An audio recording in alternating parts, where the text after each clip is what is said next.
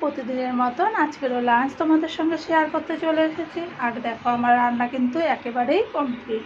চলো কি রান্না করলাম তোমাদের সঙ্গে চটপট শেয়ার করে দিই। এই ছোটো হাঁড়িটায় ভাত আছে, নরম ভাত, আর বড় হাঁড়িতে আমাদের বড়দের গরম গরম ভাত আছে। তোমাদের ছোট্ট জুজের জন্য মাছ ভাজা, আলু ভাজা, আর এদিকে অনেক ভাজা আছে, চিচিঙ্গা ভাজা, কাকুর ভাজা, পটল ভাজা, আলু সিদ্ধ, আর এটা হচ্ছে লাউ দিয়ে মুগের ডাল। এছাড়াও এখানে আছে তোমার ঢেঁড়স সিদ্ধ। আর আজকে একটু পোস্ত খেতে ইচ্ছা করছিল বলে চিচিঙ্গে আর আলু দিয়ে আমি পোস্ত দিয়ে করেছি। এই দেখো পাঁচফোড়ন দিয়ে করেছি। এইভাবে পোস্ত করে খেলে কিন্তু ভীষণ ভালো লাগে। কাঁচা লঙ্কা চিড়ে দিয়েছি।